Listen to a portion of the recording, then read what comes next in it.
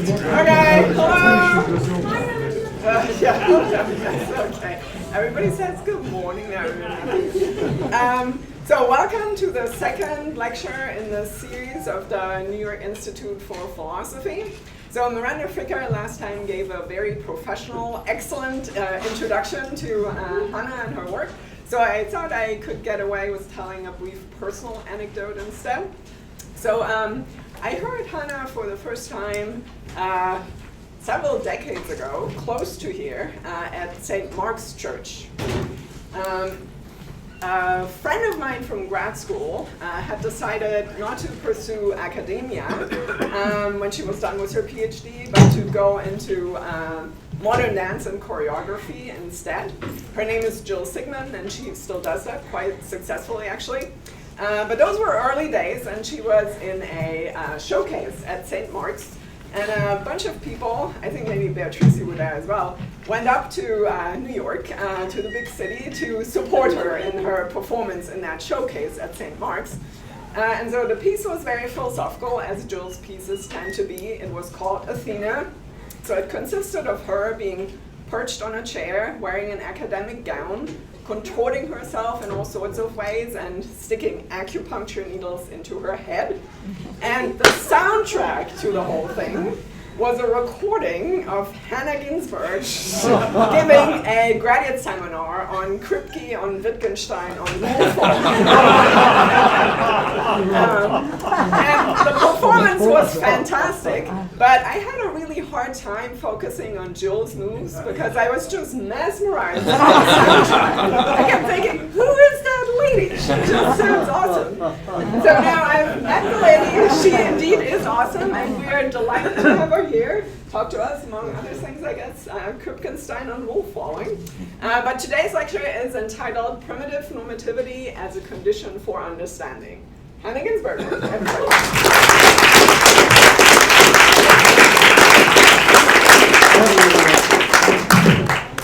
Anya, you should do a dance now.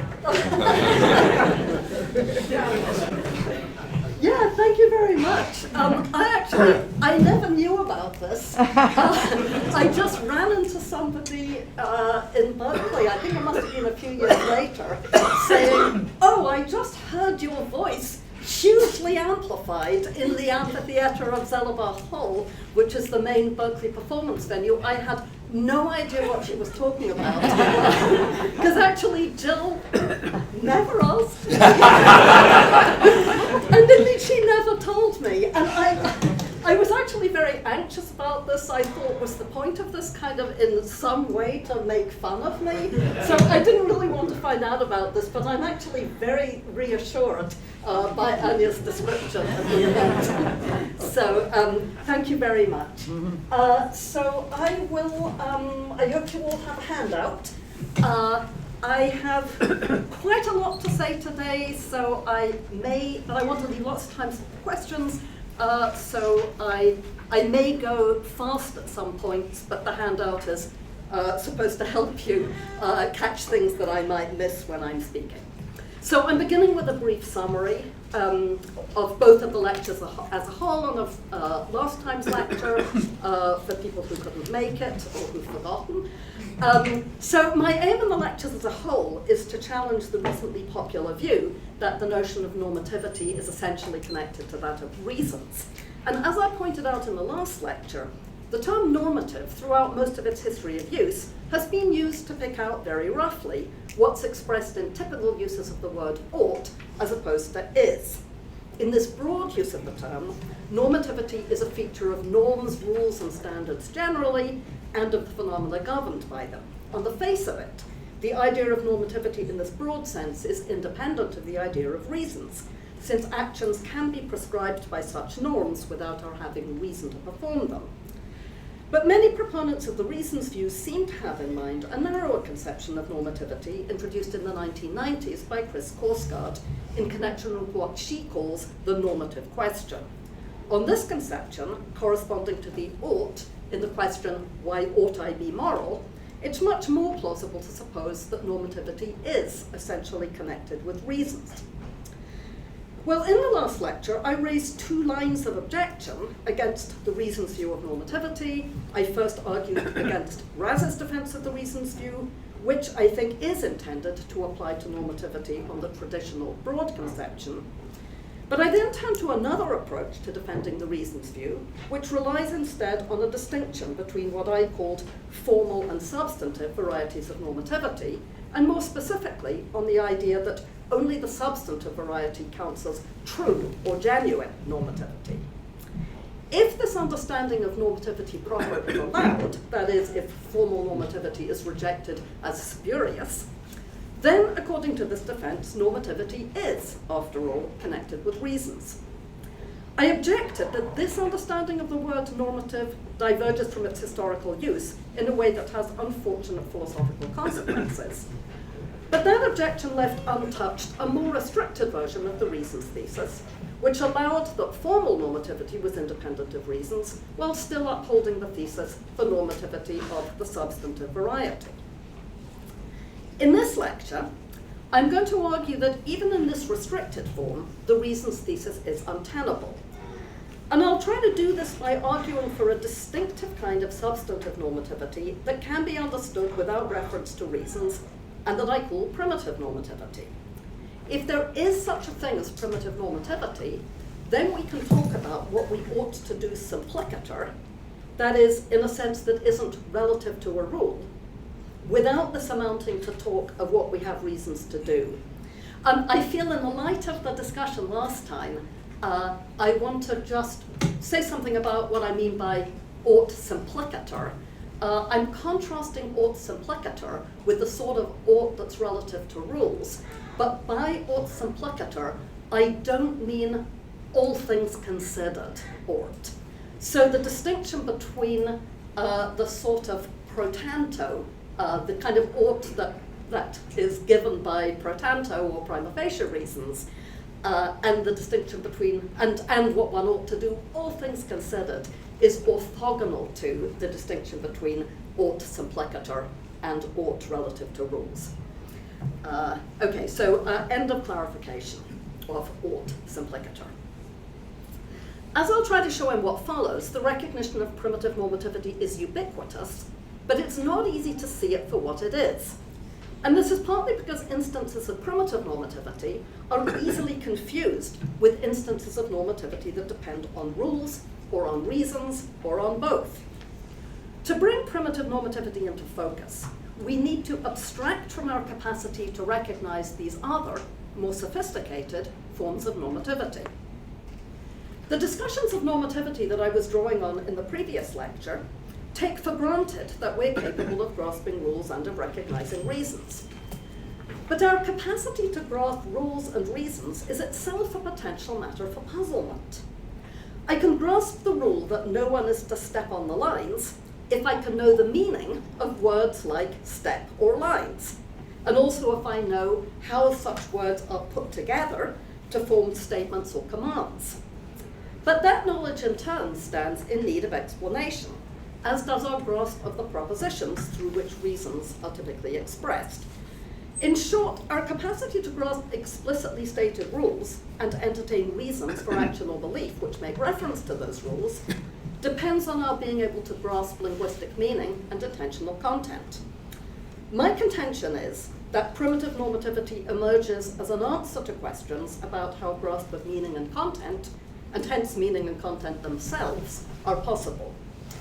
Once we see this, we can see that primitive normativity is a condition of the more sophisticated and demanding forms of normativity that are typically considered under the title of the normative. Section 2. The easiest way to think about how grasp of meaning and content is possible is to think about what's required for children to learn their first language. So I'm going to approach the idea of primitive normativity by considering language learning in children under 3. I'm actually going to focus primarily on children under 2, but occasionally it will be helpful to consider slightly older children. Just for background, here are some of the milestones in children's early linguistic development. They're sensitive to word-object association, starting as early as 6 months, between 9 and 18 months, they gradually develop an active repertoire of a few words, say around 25, that they can themselves produce in appropriate situations. And around 18 months, in what some researchers call the naming explosion, children's vocabulary starts increasing substantially, some say dramatically, and they also start using the words they have much more frequently, often pointing to things around them and naming them, or using words that are associated with the activities they're performing or observing. For example, and I saw this in an airport recently, when climbing a flight of stairs, saying up at each step. Children at this age also connect words in ungrammatical sequences, like cook baby while pretending to stir a pot, or juice mummy for mummy's juice. Although the emergence of sentences with genuine syntax typically comes later, after a child has turned 2. It's natural to think of children, at least by age 2, as having some understanding of the words that they hear and produce. How does this understanding come about?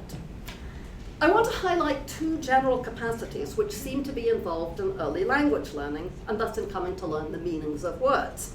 The capacity to imitate, and the capacity to sort or to categorize. And I focus on these 2 both because they're relevant to the kind of normativity I'm interested in, but also because they're often mentioned by language researchers. Let's first consider imitation. It's clear to anyone who's interacted with small children, as well as to developmental psychologists, that children are strongly motivated, driven, to imitate the behavior of people around them. Children imitate all sorts of behaviors. Starting very early, some argue even at birth, they imitate facial gestures, like smiles and putting out one's tongue. Imitation at this early stage appears to be automatic and involuntary. But as children develop, it becomes more natural to think of their imitative behavior as at least partly purposive or voluntary. By 6 months of age, children clearly seem to enjoy both imitating and being imitated. The behavior they imitate includes clapping hands, waving goodbye, rocking in a chair, grasping a cord, banging a toy, and making dance movements. They also imitate the sounds they hear, both speech sounds and other kinds of sounds like those of musical instruments.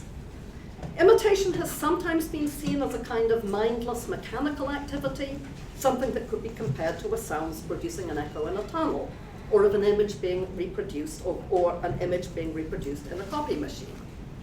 But this is not the case for imitation understood as a purposive activity. And Piaget makes this vivid in his account of his daughter Lucienne learning to imitate his action of blinking his eyes. I'm actually not quite sure how relevant this passage is, but I really like it. I think it might be relevant, so I wanted to put it in. So it's on the handout, but summarizing briefly, starting around 11 months of age, Lucienne successively responds to Piaget's opening and closing his eyes by opening and closing her mouth, opening and closing her hands, covering her face with a pillow and then uncovering it, and then opening and closing her eyes and her mouth simultaneously.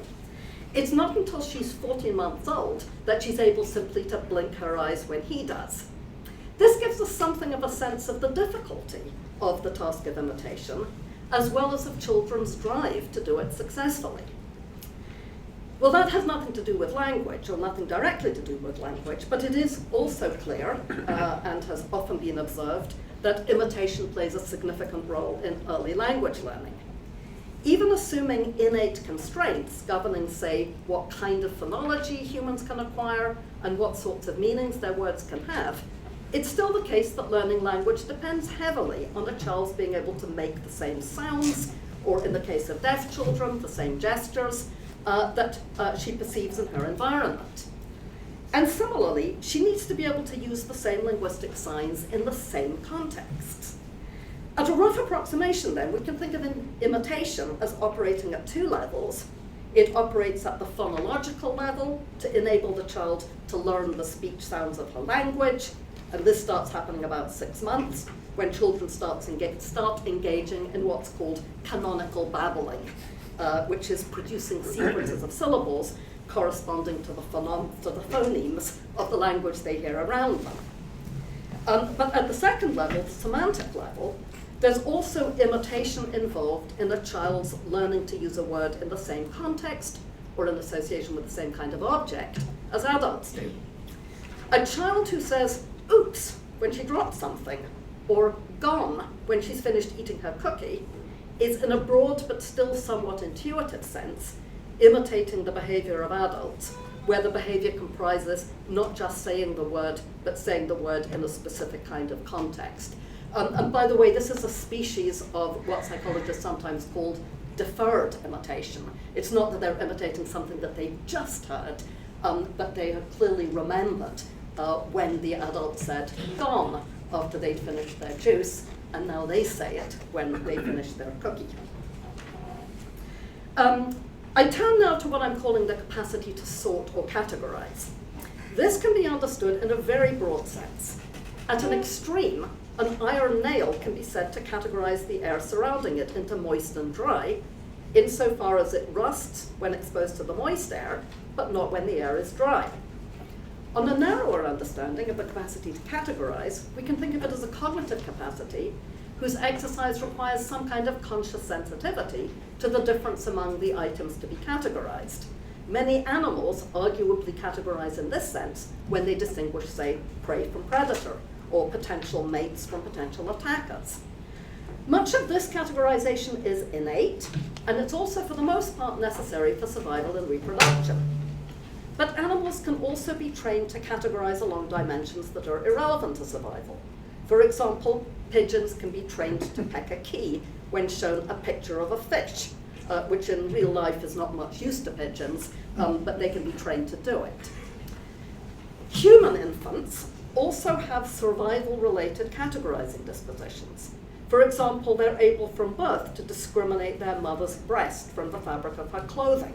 They don't start sucking until they found the right thing to suck. And they can also, from very early on, discriminate human faces from other things that come into their field of vision, and to discriminate the sound of human speech from other non-complex speech sounds. Starting around 3 months, they show evidence of being able to distinguish, say, cats from dogs, as indicated by the fact that they will look longer at a picture of a dog after having been shown a series of pictures of cats. And this is, of course, in addition to all the everyday categorizations implicit in babies enjoying some experiences and disliking others. But, as in the case of the capacity for imitation, we can distinguish between automatic and involuntary exercises of the capacity for categorization and exercises that seem to be more conscious, deliberate, and purposive. There have been many studies in children under 3 years old of what's called spontaneous sorting, in which children spontaneously group objects presented to them into kinds. Typical studies of spontaneous sorting involve presenting a child with a mixed-up collection of 8 objects of 2 clearly different kinds, say 4 small boxes and 4 balls, or 4 toy boats and 4 dolls, and simply letting the child play with them. In the first versions of the experiment, the child was encouraged, was given instructions, but researchers quickly found that they'll do it whether you give them instructions or not. Starting around 1 year of age, children reliably move some of the objects around to group them into kinds. So at age 1, children will push, say, 3 of the dolls into one group, leaving the other doll and the 4 boats untouched. Now this suggests that they might be simply expressing a preference for the dolls over the boats, but beginning around 18 months, they engage in what's called exhaustive sorting. They move all 8 objects around so as to form 2 distinct groups with 4 of each kind of object. By the time children are 2 years old, they do this consistently, and by 2.5, they often do it with verbal commentary, naming the objects they're sorting together. This kind of categorization behavior clearly has a different character from the kind of categorization illustrated, for example, by the looking time experiments with the pictures of cats and dogs. One researcher describes the contrast in terms of children's actively categorizing objects as opposed to passive recognition of categories. Especially in the 2nd and 3rd years, children engage in these activities with evident focus and interest, sometimes correcting their own mistakes and the mistakes of other people. And I'll say more about this correction later. The capacity to categorize that's exercised in these manual sorting activities is also manifested in children's early use of words. An 18-month-old who hears an adult referring to the family dog as doggy, and who then goes on to say doggy when she sees either the family dog or strange dogs on the street. Such a child is demonstrating a capacity to sort together different occasions on which doggy can be used. And this is tantamount to a capacity to sort one dog together with other dogs. Indeed, Alison Gopnik and Andrew Meltzoff have suggested that the use of names, this is a quote, the use of names, which includes general terms like dog, can be seen as a kind of categorization behavior. As they put it, a name places some of the objects in the world into a particular group. They support the suggestion with the observation that the so-called naming explosion at around 18 months coincides with children's becoming able, in spontaneous sorting activities, to sort objects exhaustively into groups. From this perspective, when children use their words in communicatively superfluous ways, calling out doggy every time they see a dog, or up at every step they climb when they're going up the stairs, they're doing a version of the activity documented in the spontaneous sorting studies. They're in effect putting one dog together with other dogs, or one episode of climbing together with other such episodes.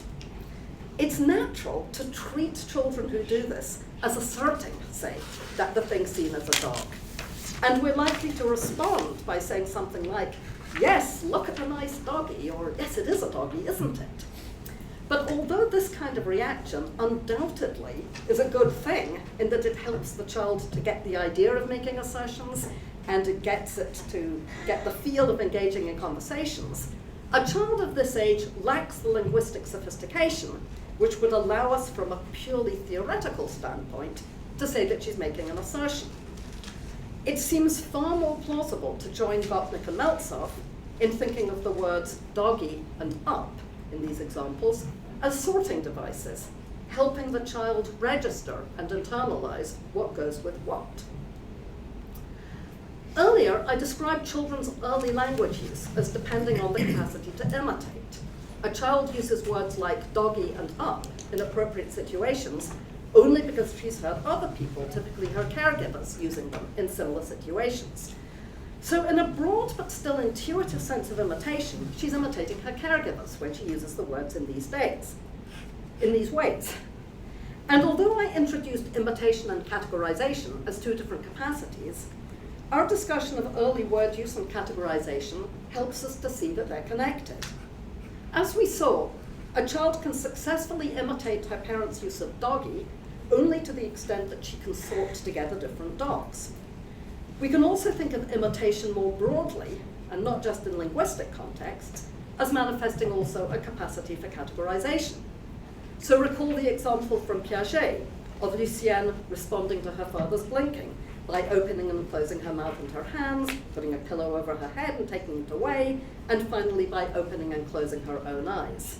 Here Lucienne, in her attempts at imitation, is arguably also showing a capacity to categorize different kinds of behavior as all, in a sense, belonging or going together with what her father did. So, section 3. And here I come to the question, how does normativity fit into this picture? So I want to suggest now that when children engage in active categorization of objects or situations, for example, when they engage in spontaneous sorting or imitate adults' use of words in semantically appropriate contexts, they take a normative attitude to what they're doing. When, say, an 18-month-old in one of the spontaneous sorting studies picks up a doll and puts it with the other dolls rather than with the boats, she takes this to be where the doll ought to go or where it belongs.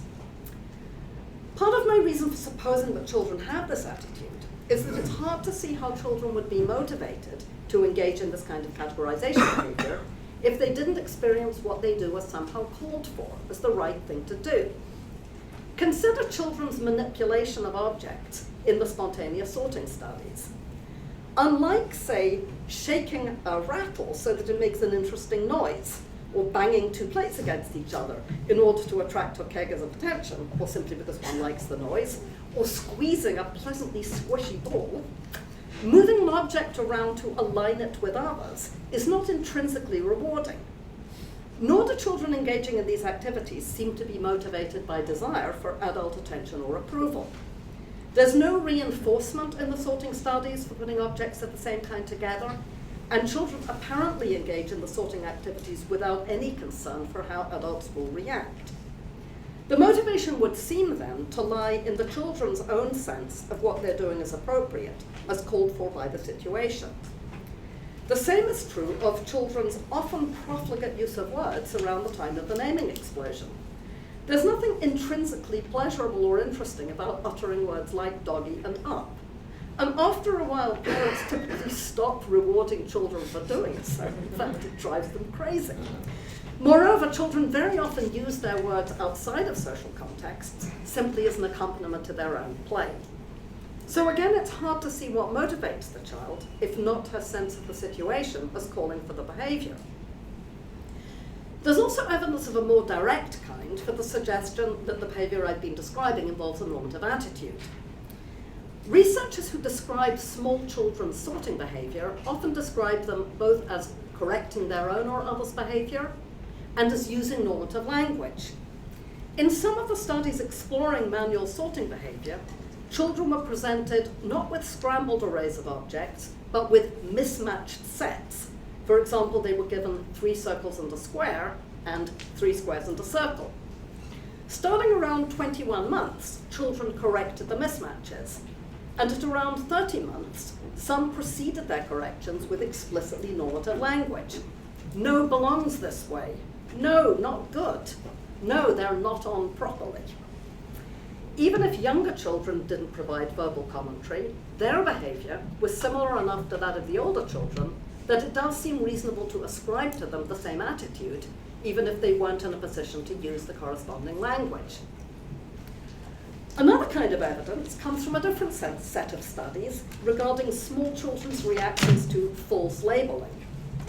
In these studies, researchers showed that children as young as 16 months object to adults calling familiar objects by the wrong names. For example, calling a cat a shoe. Children between 18 months and 2 years corrected the adult, saying not shoe, or simply no. Younger children protested in other ways, for example, waving their hands or shaking their heads. The children were sitting on their parents' laps during these experiments, with the parents wearing sleep masks so they couldn't unintentionally cue the children. And when the wrong names were used, several of the children turned around and tried to pull the sleep masks off their parents' faces. Almost a third of the children in one study responded to the adult saying shoe for the cat by pointing to their own shoe.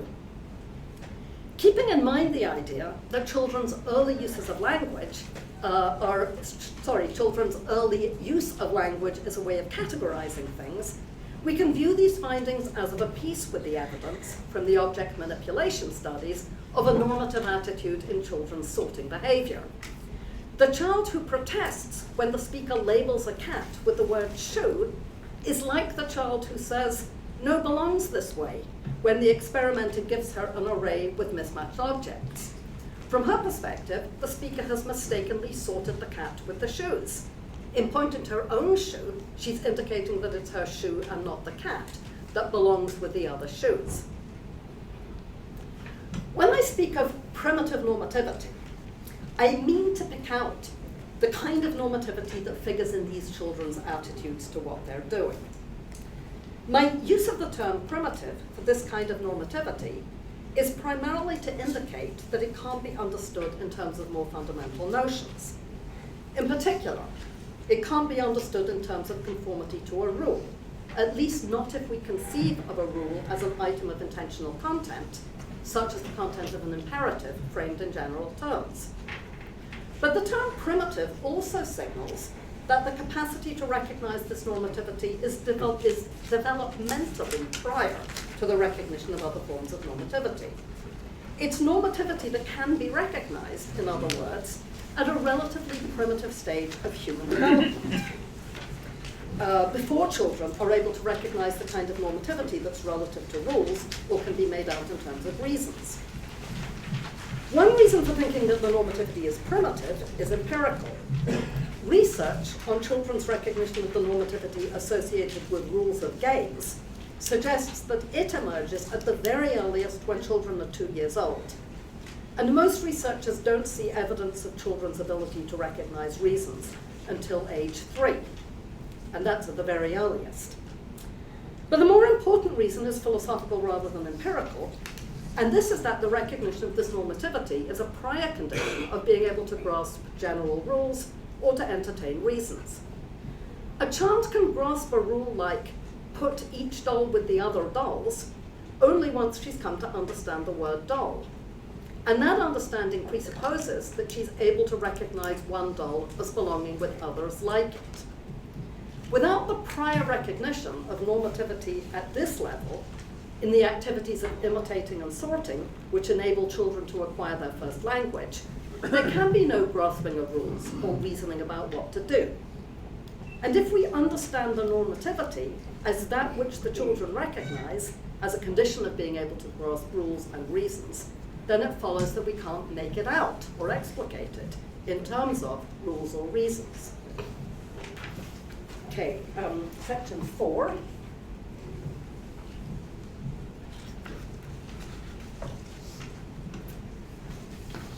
In presenting the idea of primitive normativity, I've offered a ground for thinking that the reasons thesis is mistaken, even if it's restricted to substantive as opposed to formal normativity. For primitive normativity is both substantive, in that the corresponding ought is not relative to a rule, and independent of reasons. But it might be objected that I haven't, in fact, succeeded in identifying a distinctive form of normativity. The proponent of the reasons view might grant that children do take a primitively normative attitude to their behavior when they engage in the purposive kinds of imitation and categorization I've been describing. And they might also grant that this is developmentally necessary, that children have to go through a phase of taking the doll to belong with the other dolls, or one situation of saying up to belong with the others, in order to come to understand words like up, or to grasp the corresponding concepts. But, according to the objection, once the child has acquired sufficient grasp of language to grasp general rules and entertain reasons, this stage is superseded. At this point, for older children and adults, primitively normative attitudes give way to the consciousness of things as belonging together, not simplicator, but relative to this or that rule. The conclusion from this line of objection would be that talk of a 2-year-old's recognition of primitive normativity is a misnomer. The only real normativity in the vicinity would be conformity to a rule. For example, the rule of putting the dolls together, or putting together the objects of the same shape or with the same function. On this objection, an adult, like a small child, might indeed have the intuition that the one doll should be put together with the other dolls rather than with the boats, but this would only be because the adult was tacitly assuming a general rule with which this behavior conformed.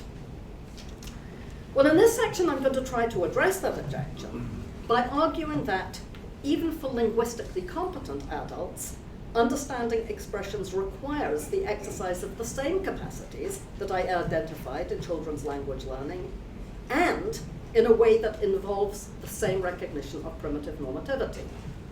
We can't grasp the meaning of an expression unless, as in the case of small children, we're able to sort potential new uses of an expression with earlier uses, and able to do so in a way which involves the recognition, without prior reference to a rule, that the new use fits or is appropriate to those earlier uses. This claim might seem implausible, especially from the perspective of philosophy of language.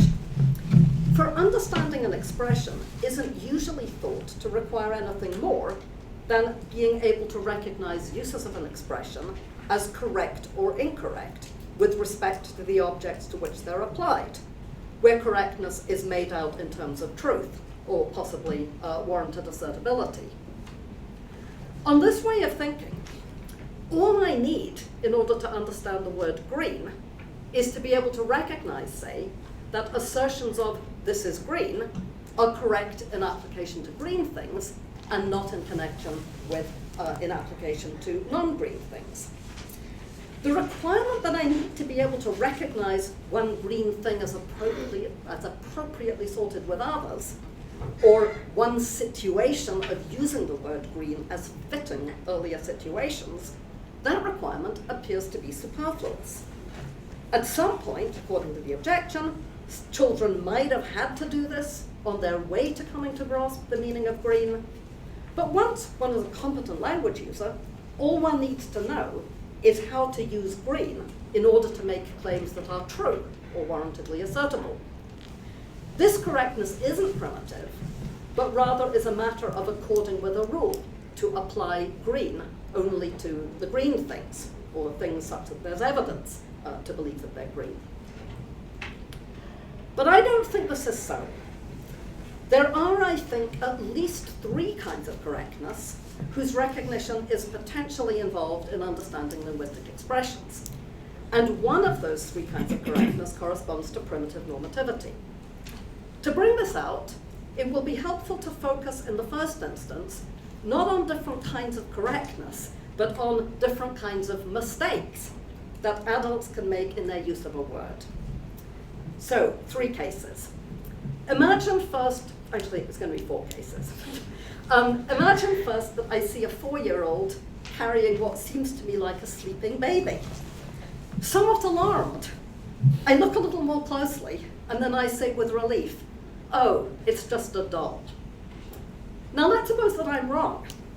The 4-year-old really is carrying around a baby. In this case, I've gone wrong in that I'm saying something false.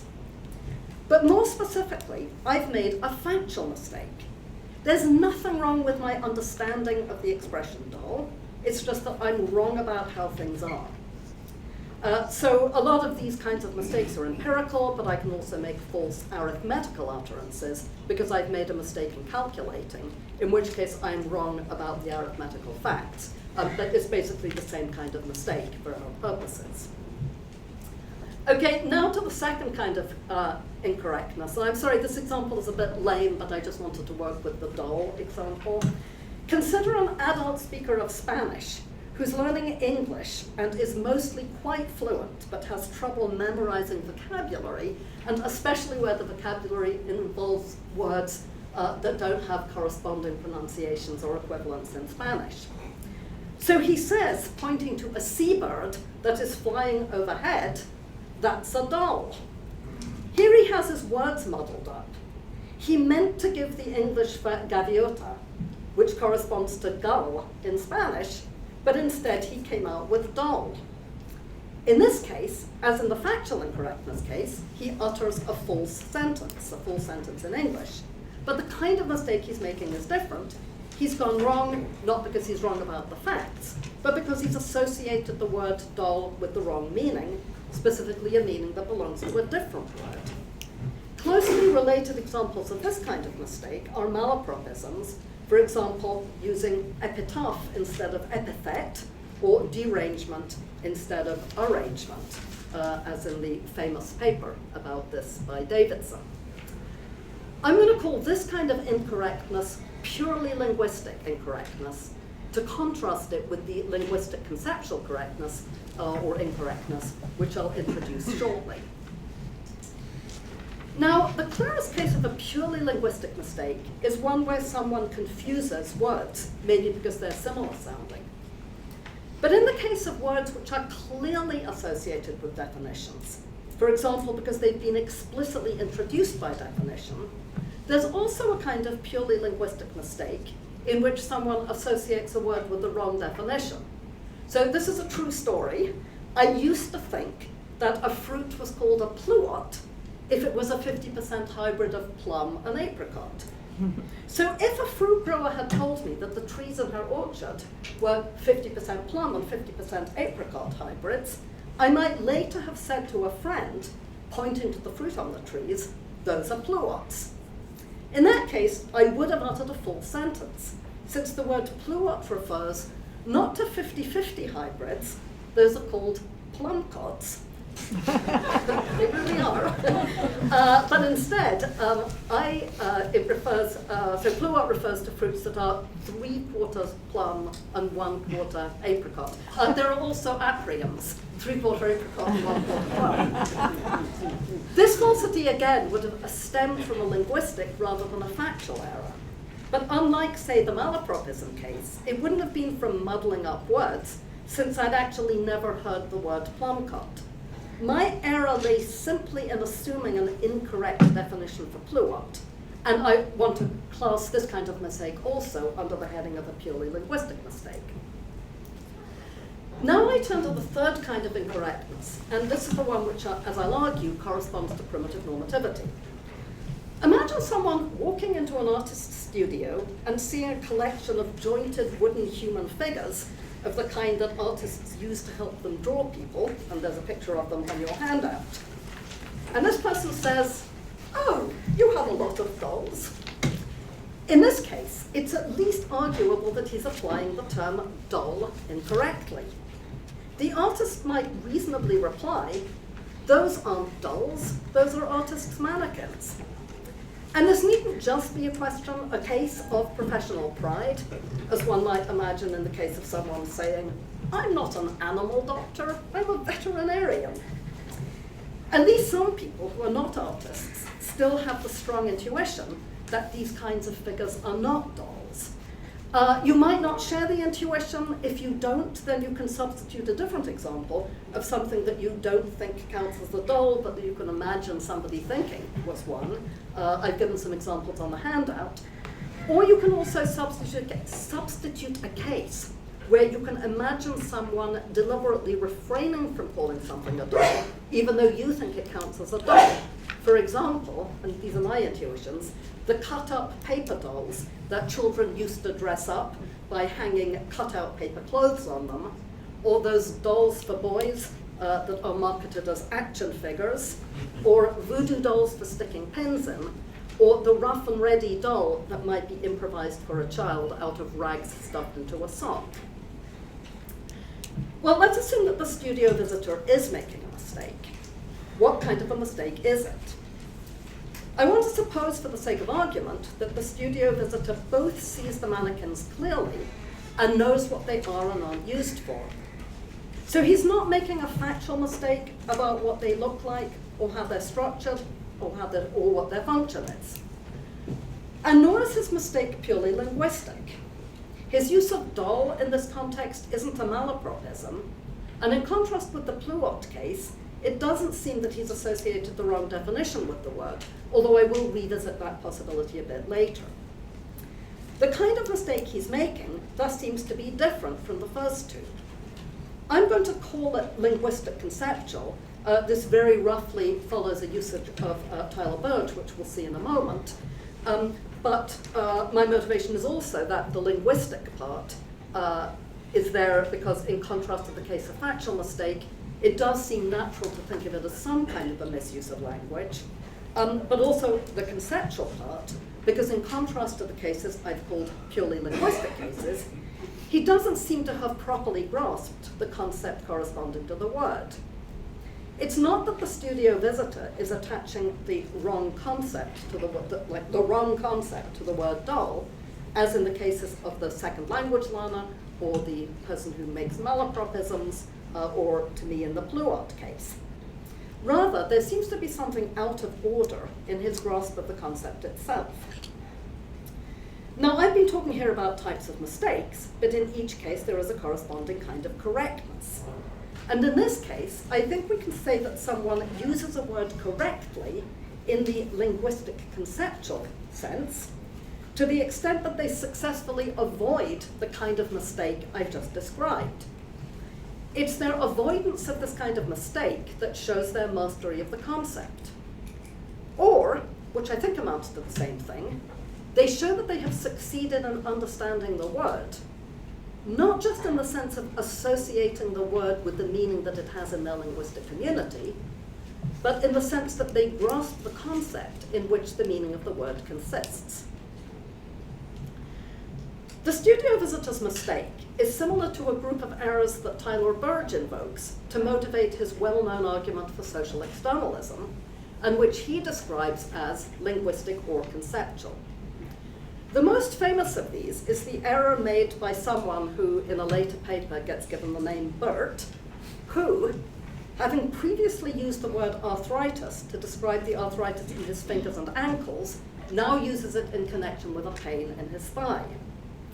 Other examples include use of the term clavichord for all keyboard instruments without legs, use of the term sofa for broad, overstuffed armchairs, refraining from calling something a contract if it's not in written form, and restricting the use of the term brisket to beef brisket as opposed to pork brisket. Burge refers to these kinds of errors as manifesting incomplete or partial understanding, and he makes a point of there being neither straightforwardly empirical nor straightforwardly linguistic. And in particular, he rejects the claim that we should reinterpret what Bert says in such a way that, by arthritis, he means something like rheumatoid ailment. And I think that's of a piece with saying that the error is not straightforwardly linguistic. On these points, I'm in agreement with Burge, although I'm invoking the examples for a different purpose, and not necessarily one to which Burge would be sympathetic. I'm mentioning the examples and Burge's discussion of them because they help support the idea that there is a kind of mistake, and conversely correctness, that can't be assimilated to the first two kinds of mistake that I described. I now want to suggest that the kind of correctness exemplified by avoiding this third kind of error is the same correctness that's relevant to children's early language learning. When we recognize that an artist's mannequin or a crash test dummy don't count as dolls, but that an elaborately dressed human-shaped artifact on a display shelf or a human-shaped cutout of paper do count as dolls, we're basically exercising the same capacities that enable an 18-month-old to sort the dolls from the boats, or to say up each time he climbs a stair. We're recognizing what does and doesn't belong with the examples of the use of doll that we previously encountered. As with the child, this is the recognition of primitive normativity, because it doesn't depend on previously having recognized a general rule by which dolls can be sorted from non-dolls.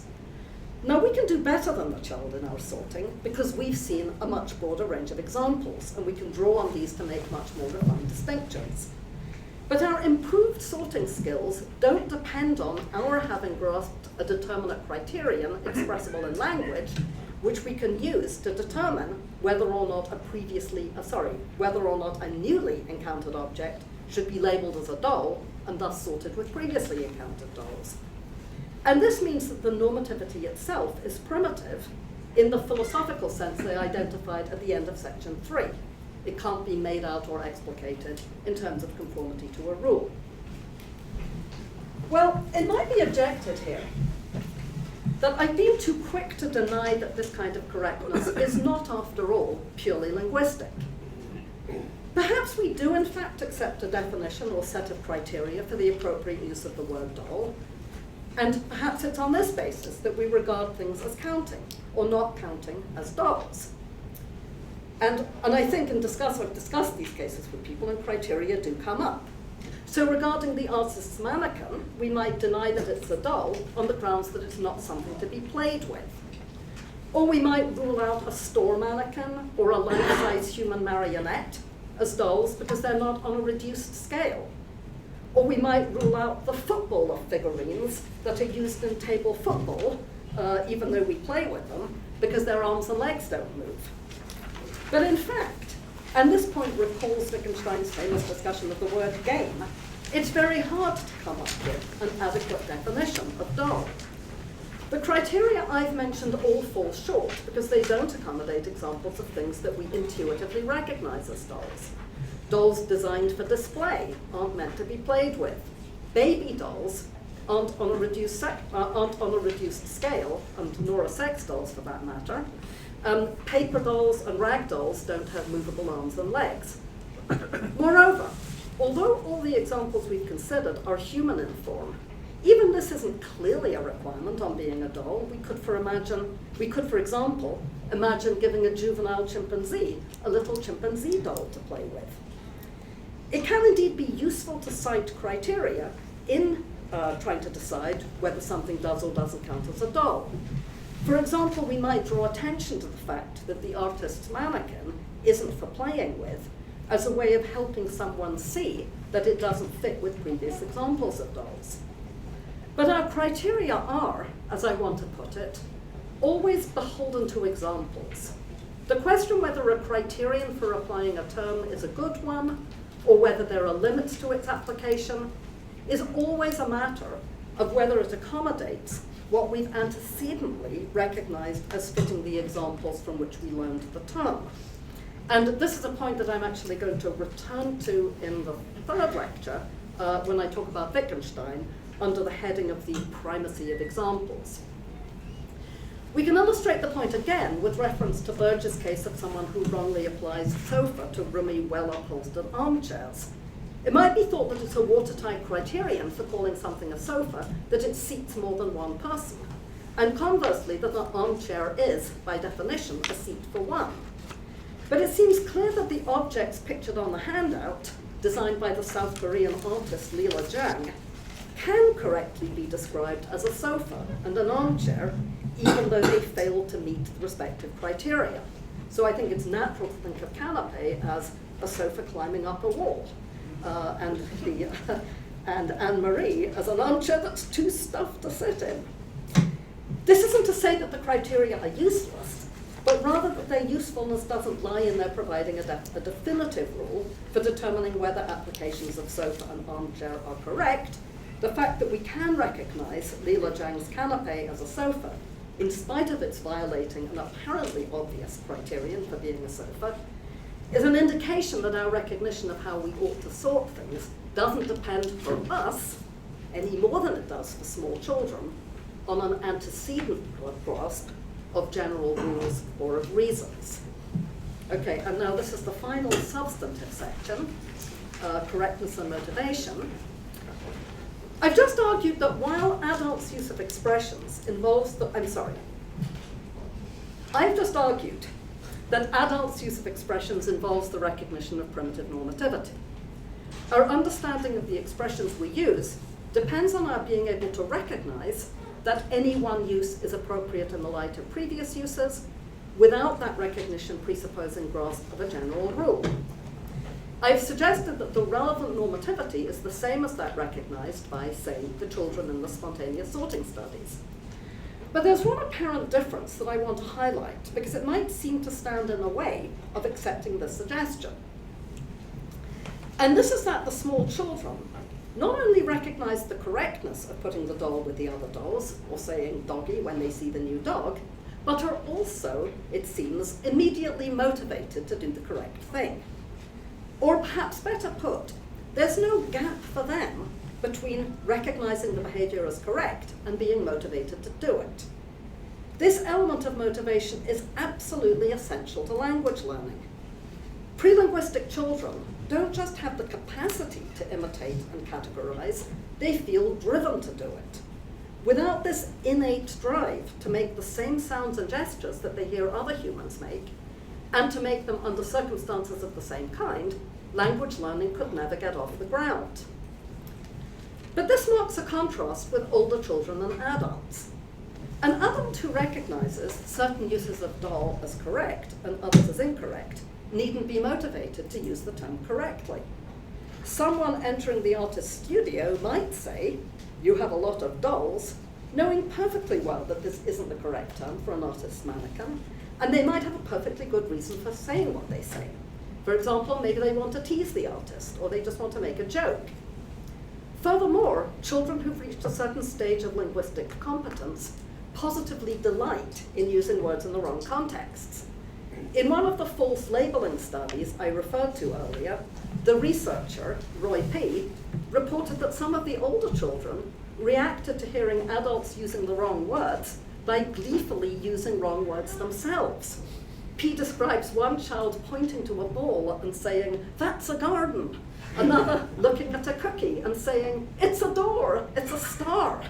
And a third saying of the cat, "There's the doggy," while, P writes, laughing uncontrollably. This might be thought to entail that the normativity associated with correct use, and more specifically with linguistic conceptual correctness, can't after all be assimilated to the normativity that's recognized by children at the earliest stage of language learning.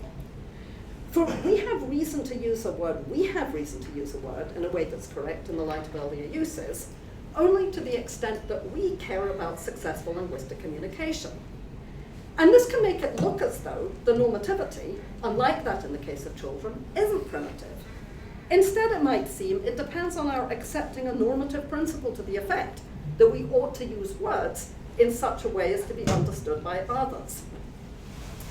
However, I think this is the wrong conclusion to draw. The normativity we recognize when we recognize that any particular use of the word doll does or doesn't belong with earlier uses is the same normativity that's recognized by the 18-month-old physically sorting one doll with others.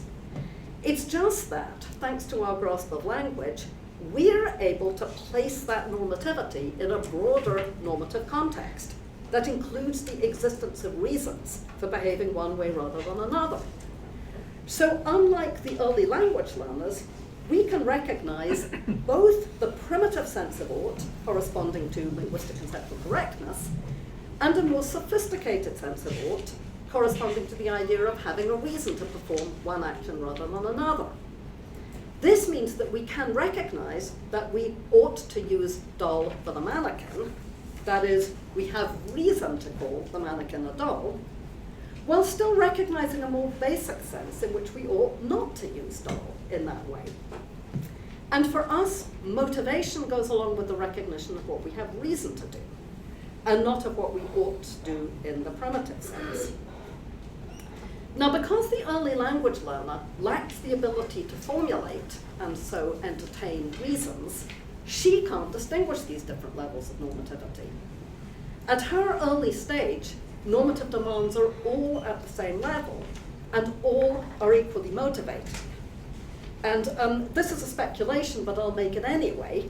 I don't think that there's any difference in kind between the pull that an 18-month-old feels to sort a doll with the other dolls, and the pull that she feels to bring a blanket to a person who appears to be shivering with cold. Relatedly, I suspect that there's no significant difference between the indignation that a small child feels on hearing a word misused and the indignation she may feel on observing unfair or unkind behavior. So although we can distinguish the associated oughts, identifying one as a matter of correct word use and the other as a matter of reasons, the child cannot. Towards the beginning of this lecture, I mentioned the difficulty of recognizing primitive normativity. And this is one of the places where I think the difficulty manifests itself. Because we've already acquired a language, we can formulate general rules and entertain reasons for action that we can invoke to explain and justify our uses of words. We can say, for example, that calling the mannequin a doll violates a rule for the use of the word doll, or that we typically have reason to refrain from referring to a mannequin as a doll because doing so impedes successful communication.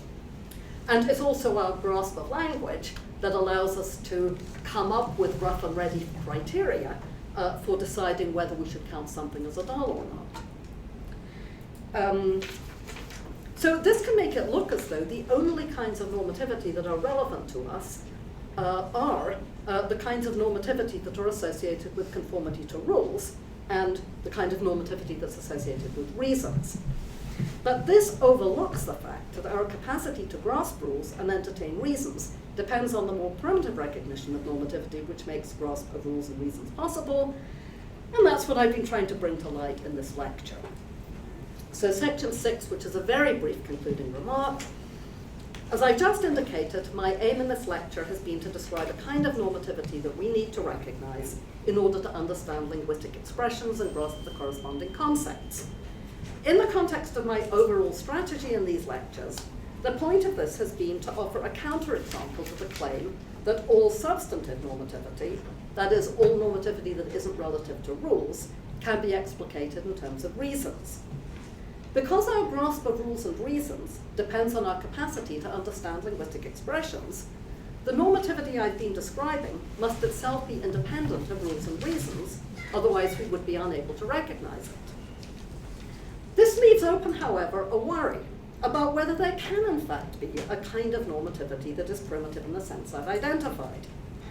I've argued that such normativity is required if we're to make sense of meaning and understanding. But someone who's sufficiently committed to the reasons view of normativity might argue that there can be no such thing as normativity, that is neither relative to rules nor grounded in reasons. If that implies that we can't make sense of meaning and understanding, they might say, then so much the worse for meaning and understanding. This worry leads us into the topic of skepticism about rules and meaning, a topic which, at least according to many influential commentators, is a major theme of Wittgenstein's rule-following considerations. In the next lecture, then, I'll turn to the rule-following considerations with a view to exploring how they relate to the ideas presented in this lecture. This will both provide additional context to the idea of primitive normativity and, I hope, address the skeptical question about how this kind of normativity, and with it meaning and understanding, are so much as possible. Thank you very much.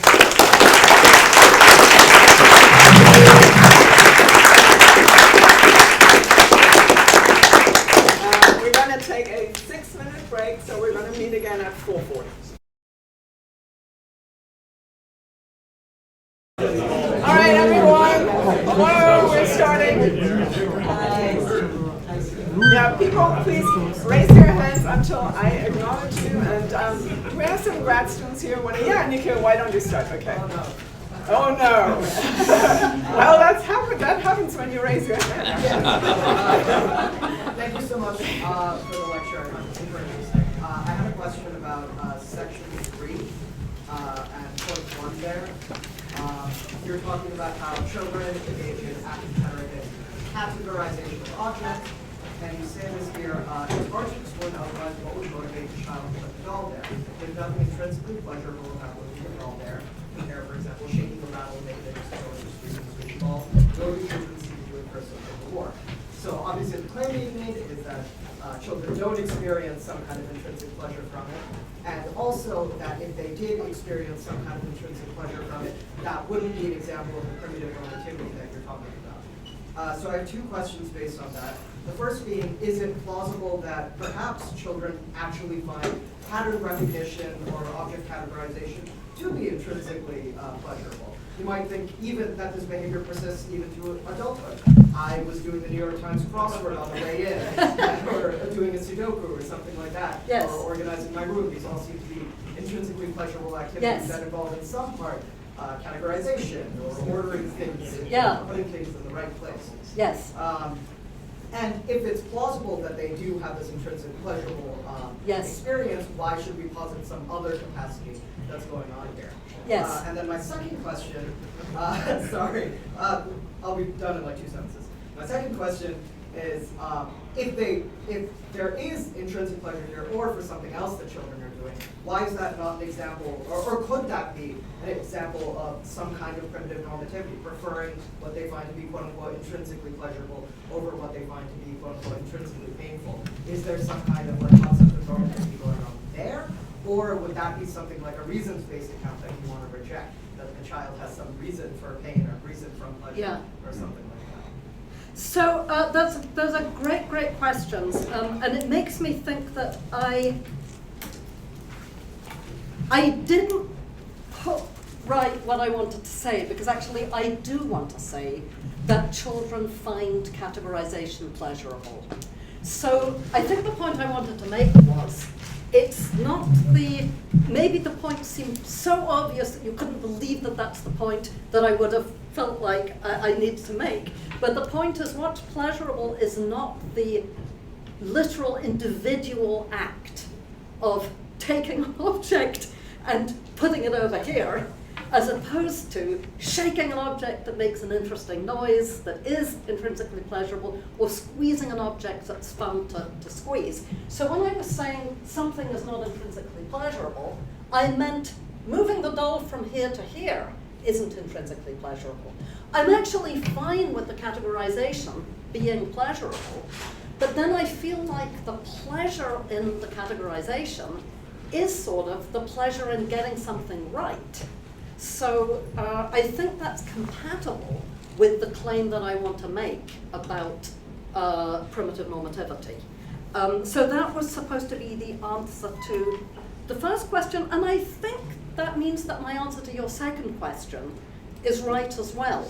So there's a quote about this from Gottlieb and Meltzow, I think it's in a different paper, where they comment on how interesting it is that children do this spontaneous sorting, and in particular, that they move objects around spatially in a way that corresponds to kinds. And at some point they say, categorization is its own reward. And I actually thought of using that quote because I felt like it captured, and then for some reason there was something about it that I don't think was quite right.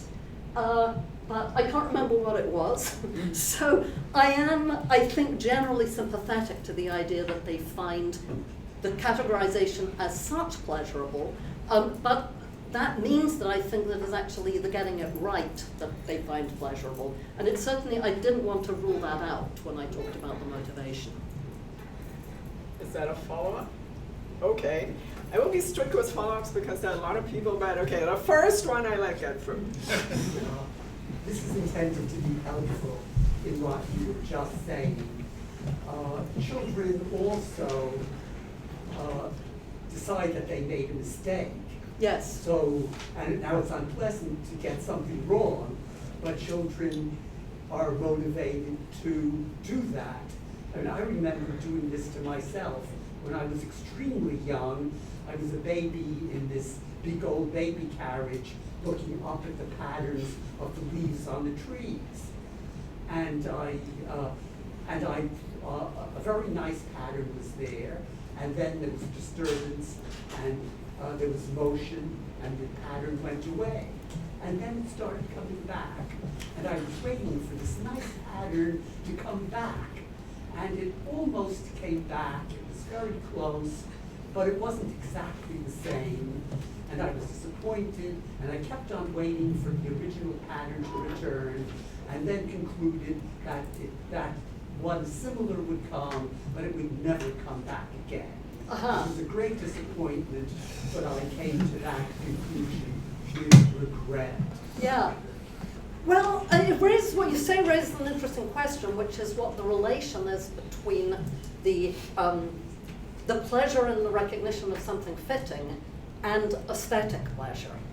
And I don't want to say that what the children experience is aesthetic satisfaction, but I do think that it's closely related. So thank you. Patrick. So I'm wanting to get clearer on how to contrast primitive normativity with conformity to a rule.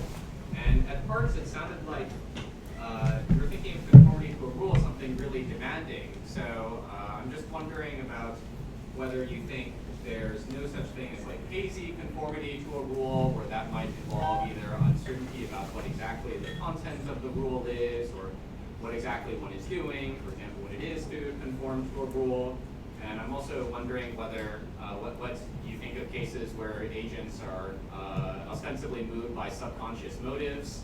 So are those cases where they are conforming to a rule, although they don't realize it, or are those cases in which, in your view, no, they're not conforming to a rule, and there's something really importantly different about what they're doing? Right, so answering the second question first, I'm really only thinking of the personal level. So I don't count, I mean, I really probably should have said something about this, but I don't think of subconscious or unconscious motivations, or for example, whatever it is that allows the 3-month-old to detect a difference between the cats and the dogs, say. I don't think of that as a rule. So when I talk about rules, I'm only thinking of rules at the personal level. I'm also being somewhat demanding in the following sense. By conformity to a rule, I'm assuming that conformity to a rule requires that you have in mind intentional content corresponding to a verbal expression of the rule. So I don't, for example, think that you can follow that you can count as following a rule in this an antecedently. Sorry. This becomes complicated actually in a way that I will try to sort out a bit in the next lecture, which is that mostly when I'm talking about rules, I'm talking about general rules, and I'm thinking of the paradigm of a rule as something that is the content of a linguistic expression. There's an old sense of rule where the rule can just be some, in fact I talked about this last time, some concrete object like a measuring stick or a carpenter's norm or a signpost, when it's actually a physical concrete object. And that can be something that you follow or you allow yourself to be guided by. But in this context, that's not the kind of rule following I'm thinking of. So maybe the answer is, it is pretty demanding. I mean, it's demanding in that sense. You can't follow a rule if you can't articulate in some way the rule that you're following. I think I'm just going to leave it at that, although it's going to become more complicated in the next lecture. So just to check, if Yeah. I go into the art studio and I'm really trying to follow the rule of classifying dolls correctly, but I happen to get it wrong, in that case, am I conforming to a rule, as you want to use the phrase? Not if you get it wrong. So I'm thinking of conformity as getting it right, although you can follow it. I mean, you can, I don't know about the language, but conforming means you have to get it right. My question would be a perfect follow-up, but we're not doing follow-ups. I'm at the end of the line, so okay, Ethan. Thanks so much for the talk. I had a question about maybe the relationship between what you were calling normative attitude and kind of normativity. I think I was convinced that the attitude that these children have is normative, and that it is not conceived as being different for them.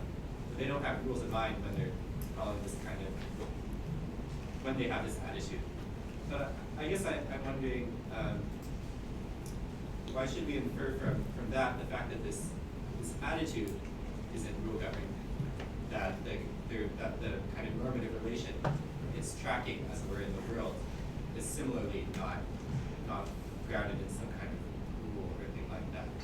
So you might think they're tracking something that in fact there is some rule that says yes, dolls here, no dolls there, and there is an ought that corresponds to that rule. And the children are tracking that, even though I totally convinced that their attitude doesn't have that rule figuring into it.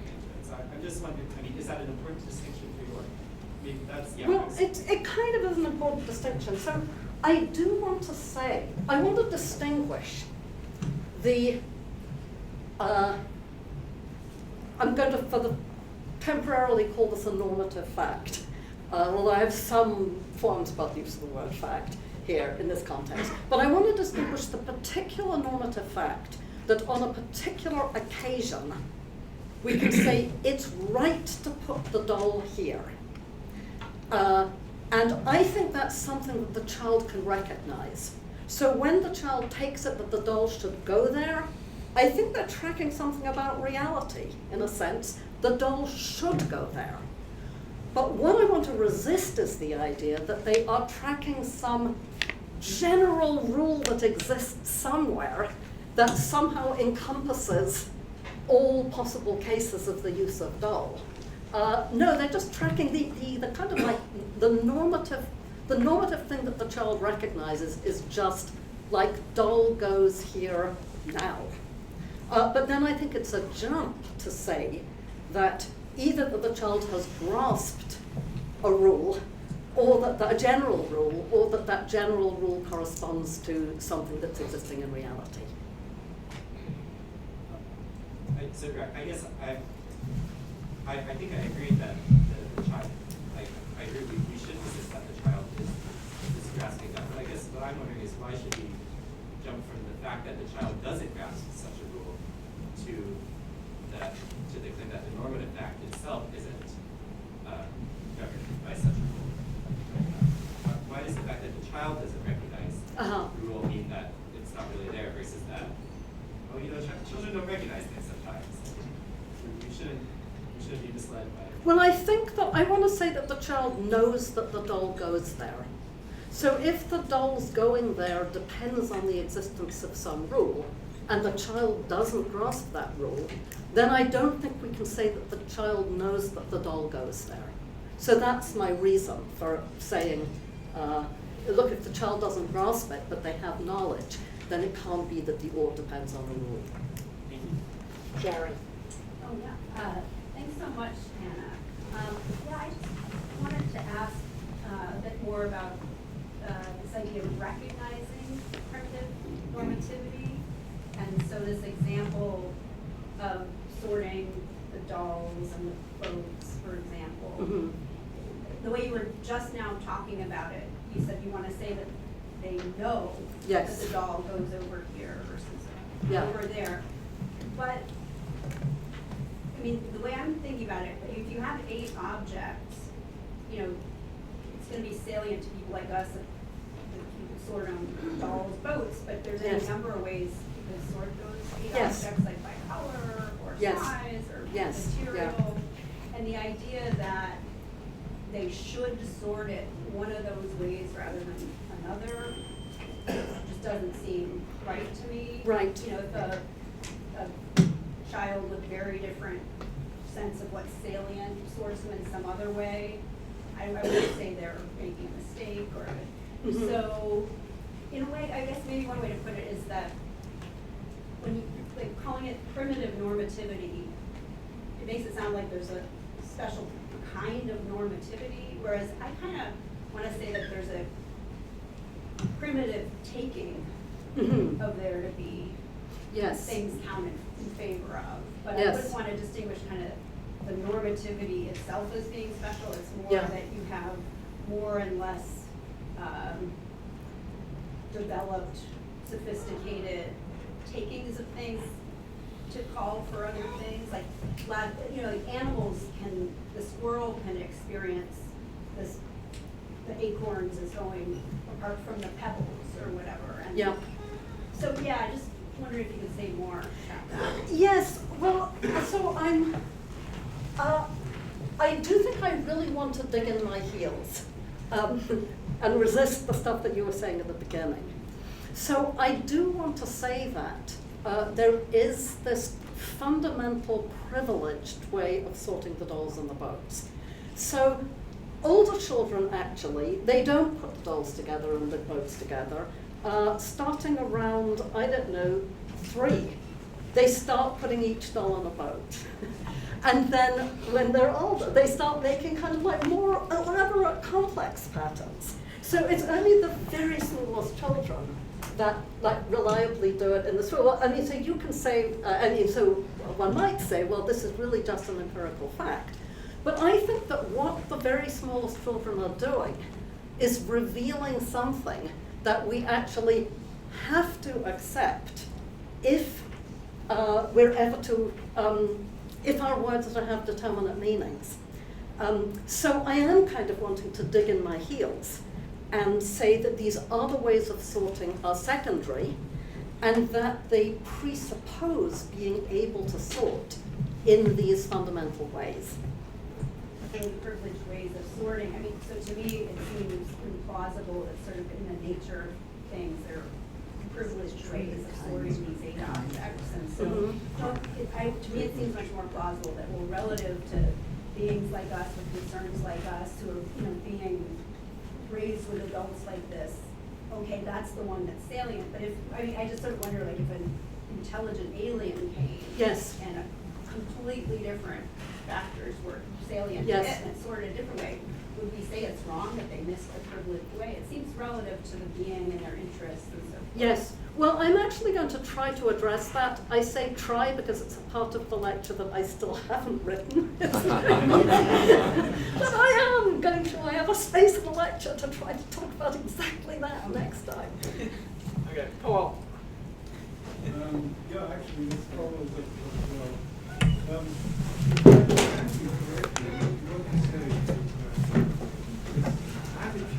Can you speak louder, Paul? This attitude of primitive normativity is somehow or other a precondition for somebody grasping a concept. And so 3 questions about that. One of them is attitudes having certain contexts typically require your having the relevant concepts. Yeah. So you have an attitude which has normativity as its content, that some ought. Yeah. And as a precondition for grasping any concept whatsoever, including doll, breed, what. So this seems to get things a little bit the wrong way around. That seems like a more sophisticated concept than green, red, and so. So one question is how you're thinking about the attitude having that content in a way that doesn't raise Yeah. something.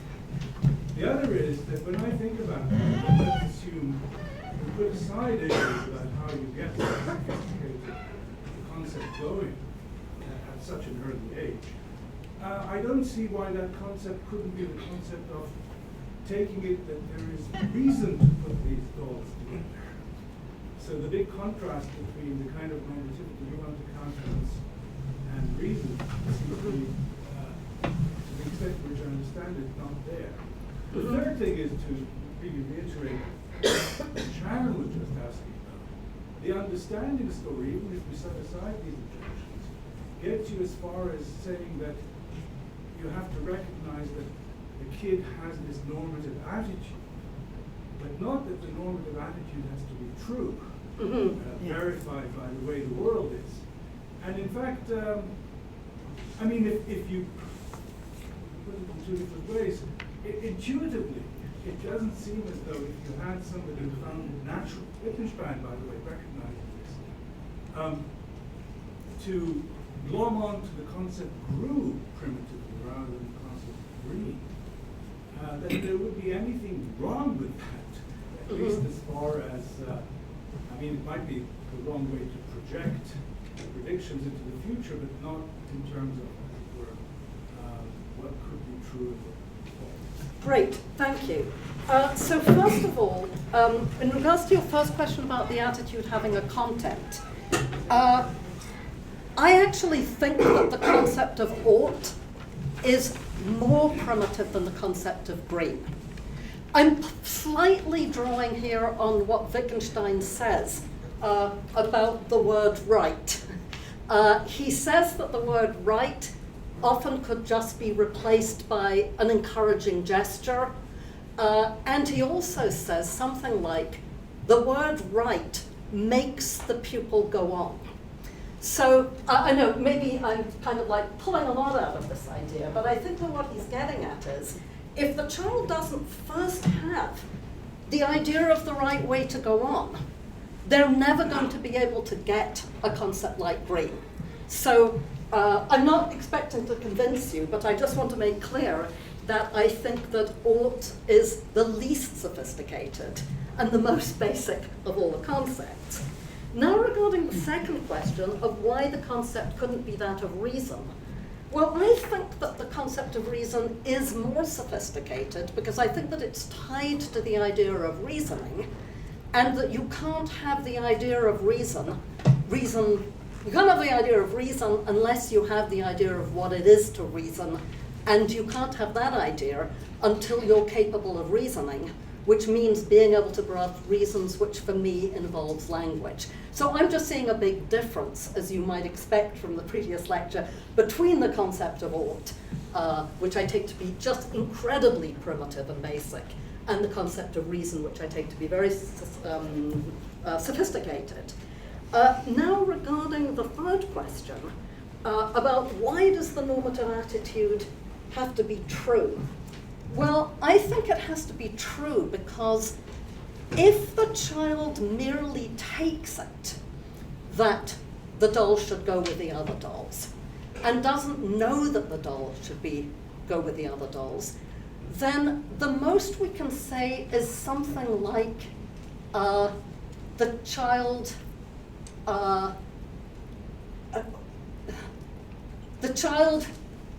thinks it should go on in this way, but we can't say that the child knows how to go on in this way. So the reason why I think the attitude has to be true is that if it isn't, we can't speak of it as an attitude of knowledge. And then if we can't speak of it as an attitude of knowledge, then that infects our being able to say that the child knows how to use the word, and then that stops us from saying that the child knows what the meaning is. So that means that we then can't speak of grasp of meaning. It's all just putative grasp of meaning, or or sort of contextual grasp of meaning or something. Well, could I follow up just with this Briefly, yeah. rather than some of the earlier bits, but yeah, I mean, you know, if it, imagine a creature for whom it comes naturally in response to the training they've been given to lump the mannequins along with the dolls and have a category called doll. So maybe you should call it doll star. Yes. And that groups those things together. I mean, just like when Wittgenstein says, well, it comes naturally to the student to grasp 2 up to 1,004. Yeah. Well, But you were basically saying is these would be wrong meaning. Well, actually what I want to say is, and this is what I'm going to try to say next time, is we can't actually make sense of these people. They're not following rules. They don't have concepts. But I'm going to try to think of a way to make that convincing between now and Friday. But I will come to it. I think it's very similar to Sharon's question. So come back on Friday. Next is a gentleman in the back. I don't know your name, I'm sorry. I'm Justin. Okay, good. So I guess I have a question about the larger theoretical motivations for the notion of prevailing normativity. Because I'm worried that it's not going to be as theoretically useful as we would like it to be. So like my larger background concern is that just because a notion is more basic or primitive doesn't really make it more fundamental or theoretically fruitful. Mm-hmm. So I was thinking, for example, of like various human capacities that are only full-fledged in social settings, or gets more full-fledged once we are more socialized. So if I think about linguistic capacity, you have very limited linguistic capacity if you're left alone. But you have like much more full-fledged versions once they're fully socialized. And if we're to theorize about linguistic capacity, it looks like we want to focus our target on the full-fledged versions and not the very basic and limited versions. And in this case, towards the end, you acknowledge that it's rather hard to tease apart primitive normativity for adult human agents. And I guess like my inference to best explanation is that, well, the reason why it's hard to tease apart, maybe it's because it's not the right target to focus on. So I just wonder, like, what good reasons do we have for thinking that this is not the case, like linguistic capacities? Yes, so I completely agree that it's, if you're interested in how language acquisition is possible, then I do think primitive normativity is going to be part of the story. But I agree there may be other parts of the story to do with social interactions and social contexts, which are much more important. I do think, though, that the notion of primitive normativity is theoretically useful. At least I've actually been trying to use it for years now to try to address certain philosophical problems. So I think that Kripke, the kind of rule-following skepticism that Kripke gets out of Wittgenstein, I originally came up with the idea of primitive normativity in the context of trying to provide a solution to this particular skeptical paradox. I also argued in some other paper that primitive normativity was theoretically useful for thinking about the non-conceptual content of perception. And recently I've been arguing that you can sort of leverage the idea of primitive normativity into a more general defense of normative realism, bearing on normativity of like other more familiar kinds of normativity. So I do think that it's theoretically useful in philosophical contexts, but I think that it has limited usefulness, I agree with you, in certainly things that we want to bring in a lot of empirical stuff to explain, like children's language acquisition. Yeah, so just a quick follow-up. I guess I was more thinking about the context of theorizing about normativity. Like for example, which kind of normativity should we be looking at? Yep. You mentioned like the various uses we can put primitive normativity too, but it looks like substantive normativity and structural rationality kind of stuff already have been playing a huge role in our theorizing about normativity. Yeah. We have been getting a lot out of them. And I guess for a theorist about normativity, right? Can we use primitive normativity to really explain, for example, across the board phenomena like in aesthetic normativity, in epistemic normativity, and it has some limits in those domains, right? And structural or substantive rationality or normativity seems to be very much better. Then I guess a theorist can ask, like, why should we prefer primitive normativity over other kinds? So they don't need to prefer it. I mean, I don't think there's a competition. I think there's like room for many different explanatory notions, and I'm focusing on primitive normativity because I feel like it's a form of normativity that's been overlooked. And so I'm making a big deal about it because I think it has a role to play, but I'm certainly not saying, oh, this is the most important thing and we can ignore all the other kinds of normativity. No, definitely not. Dave. Yeah, so I'm going to be the annoying person who asked a version of the same question in lecture 2 that they asked That's great. in lecture 1. But so yeah, back in the first lecture, you're talking about more and less robust notions of normativity. At least I interpreted you as basically offering, saying, there's two different notions or standards here. One, maybe that you seem to be cashing out in terms of authority, and the other you were cashing out in terms of guidance. That was a very nice picture. And then you went on to talk about formal versus substantive, and I was less sure about that. So I'm wondering about how all this looks if you carve things up in terms of a notion tied to authority and a notion, less demanding notion tied to guidance. I mean, for a start, then your relevant opponent who's trying to maintain a role for reasons isn't necessarily going to say all substantive normativity is tied to reasons. Maybe they'll say all authoritative normativity is tied to reasons. And as far as I can tell, that picture is threatened by what you say, partly because it looks like is not threatened by what you say in this lecture, because it looks like the kind of primitive normativity, what you're calling primitive normativity, is very much tied to guidance rather than to authority. It doesn't come with those strong have-tos. It's a kind of guidance, but it's a kind of guidance. So through that lens, it looks like it's a kind of guidance normativity without the strong demands of authority, but also not to be cashed out in terms of rules. So I'm thinking there's a guidance normativity. So instead of a rule, you have something less demanding, like I don't know, a standard, a condition, or something. So the way I'm thinking about it now, there might even be a 2x2 notion, 2x2 grid of notions of normativity and different kinds of demandingness. There's both authority versus guidance on the one hand. Maybe there's this demanding notion of rule, which you've been articulating, versus something weaker, like a standard on the other hand. And what you're focusing our attention on here then is this non-rule-based, maybe say standard-based, but also guidance-based notion of normativity, which seems cool, it seems important. I don't know what, maybe from that perspective it looks like it's not quite as surprising, and maybe, for example, does it really deserve the name primitive just because it's less demanding in those respects? But I wonder about that way of carving things up. Well, let me just say something about authority, because it's actually now beginning to feel slippery to me, that word itself, in the same way that normativity is slippery, and reasons, as somebody pointed out, I'm sorry I don't remember who. But Karen said everything is slippery. Yeah.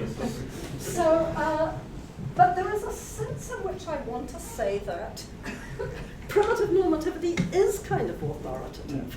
I mean, so it's got to be authoritative for the 18-month-old, because if it weren't, if the 18-month-old did not feel this absolute imperative to say doggy when it sees the dog, it would never learn language. So in some sense, it is sort of, in its origin, it's authoritative. And the only reason that it doesn't seem authoritative to us is that we somehow have the superstructure that's based, that we can only have the superstructure because we have language. We have the superstructure in which we justify things, we talk about reasons, and we codify what we're doing so we're able to talk about rules. And once we have that superstructure in place, then it's like we don't see the original authority anymore. But I still kind of want to say that it's authoritative. At any rate, I want to say that it's substantive, at least with the formal versus substantive distinction. I think it clearly is substantive because it's not rule relative. So if you carve it up in this way that people like Macpherson and Enoch carve it up, then it's definitely substantive. If you carve it up in terms of guidance versus authority in the way that you were suggesting, then I'm not sure. I'm not sure actually that it belongs in the guidance camp, primitive normativity. That's partly why I think it's genuinely primitive. But I totally agree it's substantive and not necessarily Yeah. rule-based, at least as you're Yeah. characterizing rule-based. But I guess I was thinking it was important that it didn't have to be authoritative. That, I mean, when you talked about the kids, I thought you said, well, the kids, go through both these stages at once, right? They go straight past guidance to authority, and so maybe adults often do that as well. But I thought it was important to this picture that you could have the guidance without the authority. You can you can have the whenever you mean anything, that kind of goes along with a certain kind of guidance, but it doesn't necessarily, on your view, entail any strong bullets. well, I just need to think more about the guidance authority distinction. Thank you. Another person whose name I don't know, I'm sorry, you. Laura. Yeah. Laura? Okay, Thank good. you so much for this inspiring talk. My question follows up from this one, actually. So I was wondering how we get this substantive normativity, or the normativity made salient by Coast Guard, from this primitive normativity. And you just mentioned this superstructure that we have. And maybe you could just talk a bit more about this, also in light of this, what's been called the conventional moral distinction, that children make distinction between moral norms and conventional norms from like a bit older than Yes. So I'm actually pulled in two different directions right now. So I'm really interested in the question of how we get Coast Guard style normativity, how that relates to this more fundamental kind of normativity. So the least ambitious picture for me, which is one that I'm attracted to because I think it's the most easily defensible, is just that primitive normativity is a condition of being able to use a language, which is a condition of being able to entertain reasons, which is a condition of Coast Guard type normativity. So it wouldn't actually, there wouldn't be much relation on this view between the normativity at this lower level and the normativity that we have once we have the superstructure, except that of being sort of a necessary condition of something which is a necessary condition for. So that would be one way to go. But I am also sometimes tempted by the idea of thinking of primitive normativity as the most generic form of normativity, out of which somehow other more sophisticated forms of normativity emerge. So I do think there is a progressive differentiation of different types of normativity as children develop. So they start with actually everything being normative. So somebody wrote a paper, it's one of, I'm just blanking on the name, but it's one of somebody who worked with Tomasello, where he coins the phrase promiscuous normativity. It's like children normativize everything. And Kelsen actually talks about this, and he says something like, initially, we think that the laws of nature, in early human history, we thought that the laws of nature were normative. We thought that everything was normative. And very small children do seem to take a normative attitude to like everything that happens. Everything that they see happening regularly, they think is somehow something that ought to happen. And gradually they differentiate these other forms of normativity out of it. So the more sophisticated, the more ambitious approach for me would be to try to tell a story based on that idea. Michael. So I'm wondering if you think that to recognize something as a mistake always involves thinking normatively. And here's a case. Sorry, always involves thinking normatively? Yeah, Okay. Can I recognize something as a mistake without applying notions of right and wrong or correct and incorrect without applying an ought? So here's a case that's supposed to encourage you to say, yes, there are some mistakes that are not like that. So it's a simple one. I'm passing under a low doorway and I hit my head. Okay, it seems to me that's a mistake. Mm-hmm. I missed my target. I think that's kind of at the heart of that mistake. But a notion of ought doesn't really go to the heart of what's involved in making it a mistake. And not even notions of right or wrong and correct and incorrect. Yeah, that's a really interesting case. But I think I'm not going to say what you want me to say so quickly. But I'm thinking about that kind of case. I'm thinking you might say, ow! You know, then I'm imagining you might say, oh, I shouldn't have done that. Stupid me, I should have been paying attention. I mean, it's hard for me to imagine thinking that I made a mistake without blaming myself and saying there's something that I should have done, which is immediately normative language. Anyway, that's my intuition. So then you might also say, you might not blame yourself. Suppose you don't blame yourself. You don't say, oh, I ought to have done something differently. But then my inclination is to say, you might just say, ouch, that was bad. I wish that hadn't happened. I hurt myself, ouch.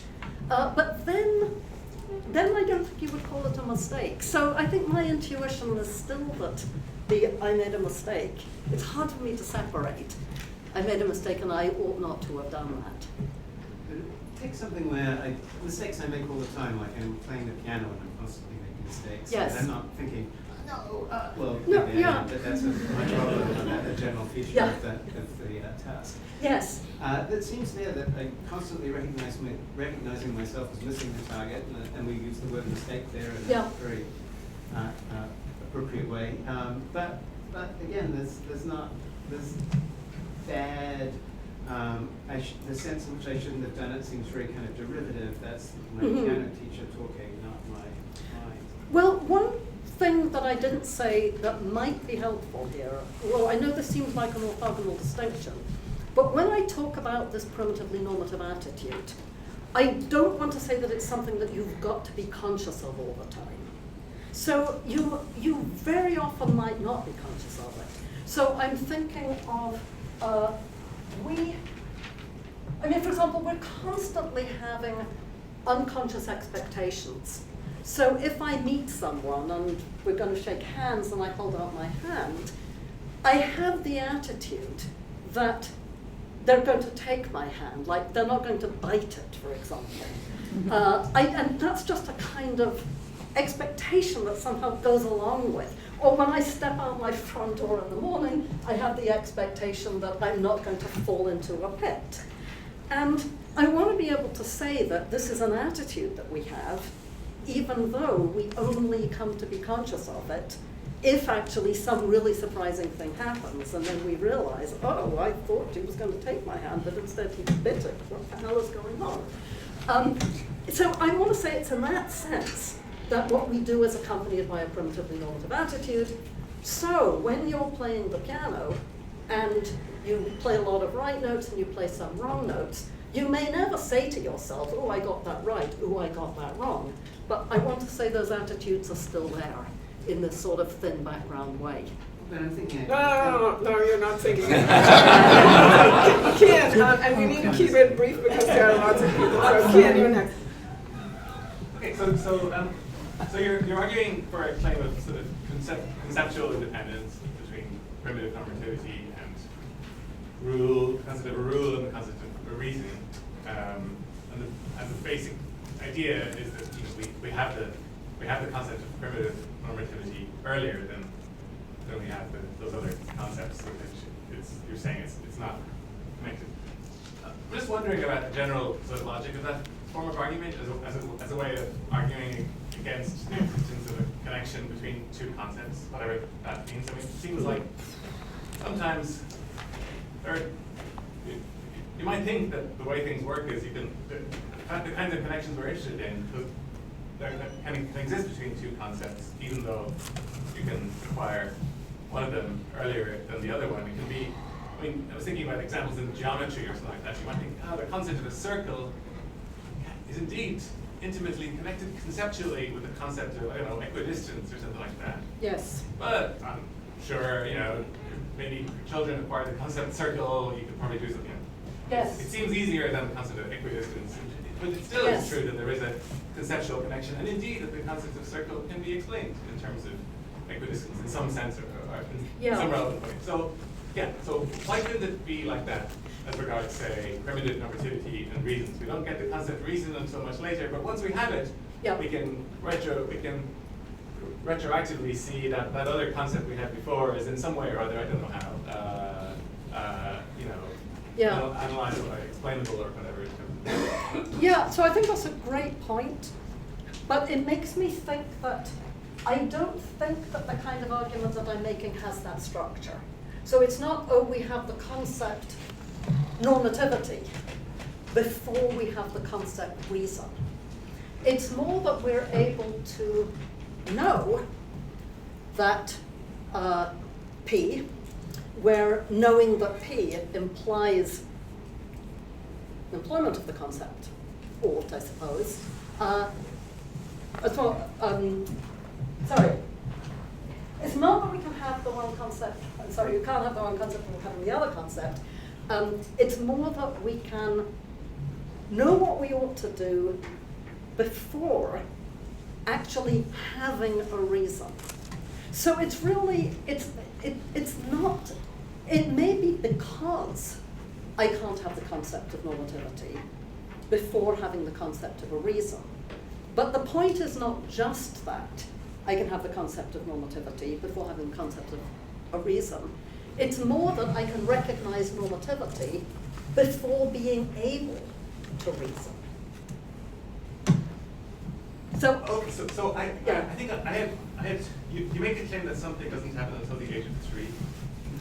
Recognition of reasons, yeah. Okay, I was glossing that in my mind as having the concept of a reason. What you're saying is, until you're 3, there is no reason for you to do anything at all. Well, you can't recognize that there doesn't seem to be any way that you can give or recognize reasons. But recognizing is, that's okay, so it's having the concept, sorry, okay. All right. Yeah.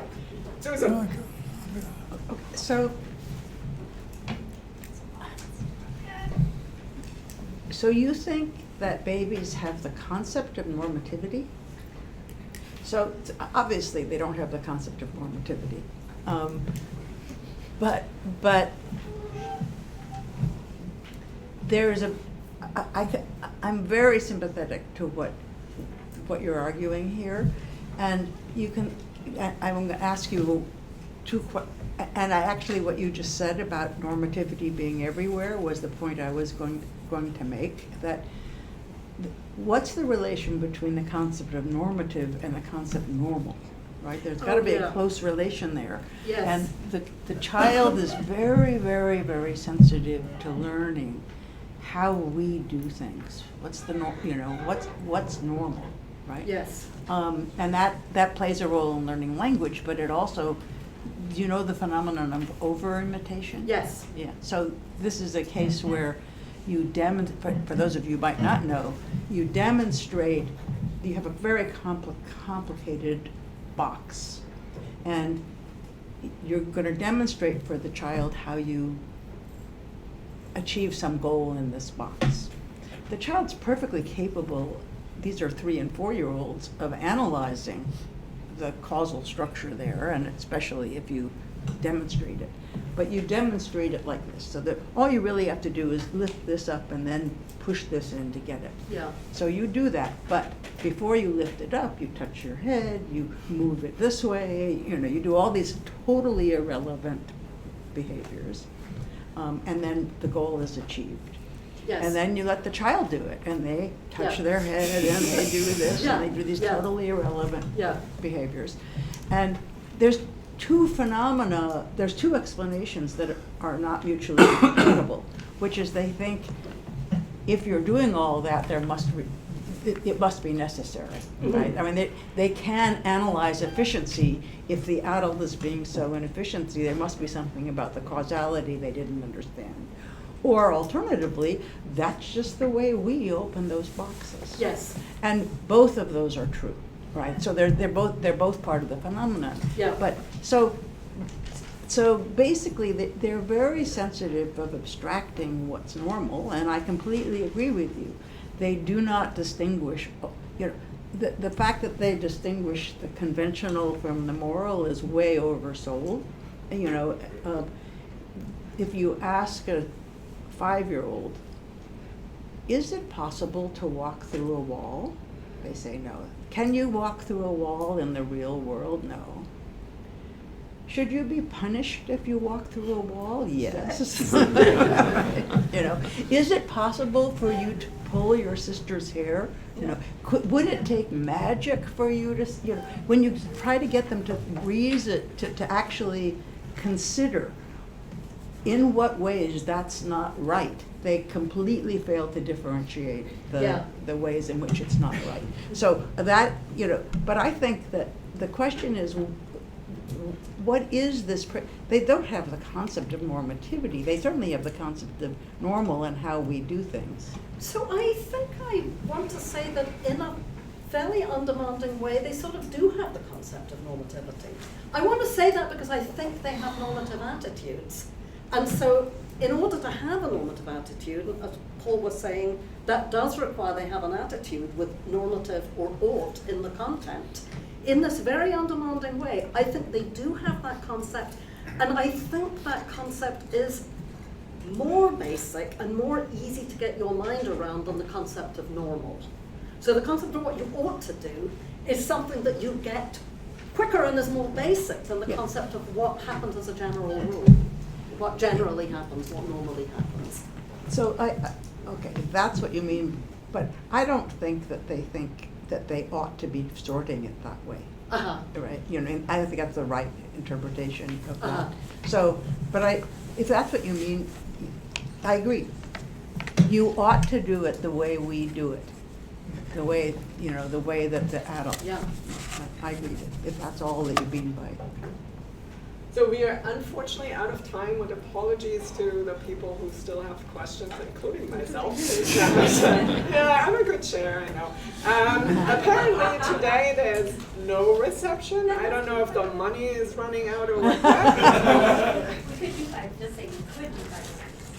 You sure? I mean, I'm fine not to do it, but Sam and Paul have been waiting patiently, so if people will be let's have 5 okay. minutes more. Okay, all right, Sam. So I was going to ask this question because I didn't want to be the annoying person who asked the same question. Since Dave already did that, I'll probably leave. So fittingness, I asked you about that on Friday. You said you wanted to think more about it, but that in the end you thought you wanted to say that people who think fittingness rather than reason is the basic normative notion are doing the same thing as the reason people, or something like that. Yeah, although I have thought more about it since you asked the question. Okay, so good. So the reason I'm asking today is because you seem to use fittingness language periodically, and the language of sorting, fitting, belonging, going with, all of that. It doesn't seem at all like the concept of in response to Paul's second question, you said you don't want to talk about, you don't think that you can impute reasons is because it's connected to reasoning. But fitting and belonging and going with seems much closer to the kind of stuff Yes. you're talking about here. So I'm wondering again what you say to the people who think the close connection is between normativity and fittingness rather than normativity and Yes. So what I was thinking in the meantime is maybe primitive normativity is a kind of fittingness. That doesn't necessarily, but my understanding of the fittingness literature is that the talk of fittingness came up in contexts where people were trying to explain value. And they weren't happy with the Scanlon buck-passing account of valuing in terms of reasons for positive attitudes because of these problems about the demon. You have reason to admire the demon who threatens to destroy you, and yet it doesn't seem like the demon is valuable. And so they say, oh, well then let's say instead that it's not fitting to admire the demon. You might have reason to admire him, but it's not fitting to admire him. So we can explain value in terms of fittingness. And I don't know whether I'm sympathetic to that program. I'm kind of somewhat unsympathetic to it. And so I'm sort of unsympathetic to that use of the notion of fittingness. But I don't think I have any objection if somebody asks me, well, what kind of category does primitive normativity belong?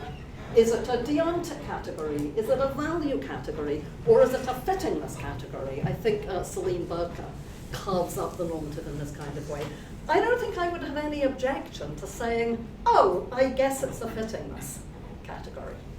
So I think, yeah, I don't think I would disagree with saying that it has affinity.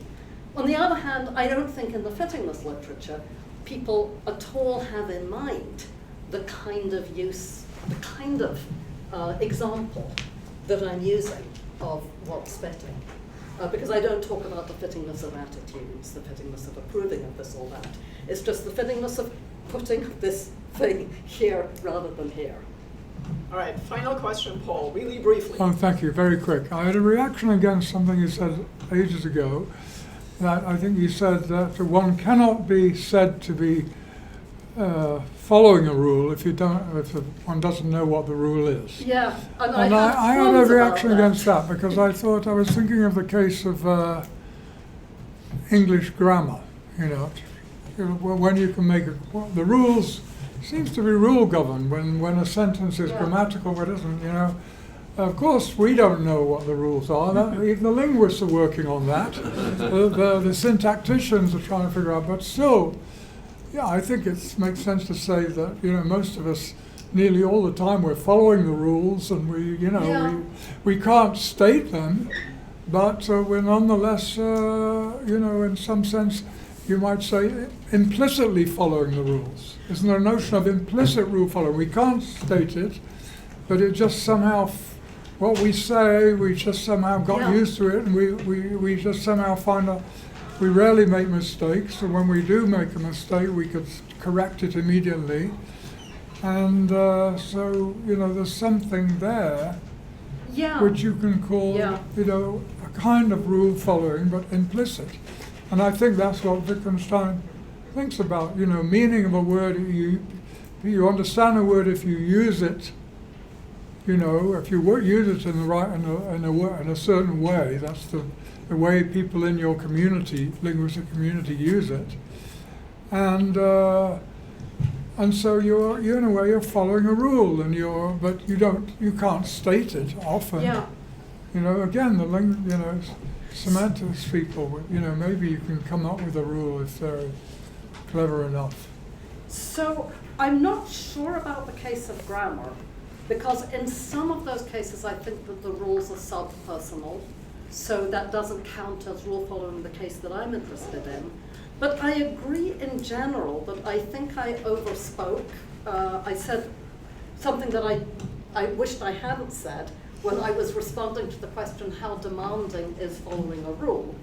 Because, and this is going to come up next time, I do think that if the child knows how to go on with the word dog, if the child knows can reliably say dog when dogs appear on the scene and recognizes that they're using dog in a way that fits the previous uses, then I want to say simply by virtue of that, the child is following a rule, even though they can't articulate it. Yeah.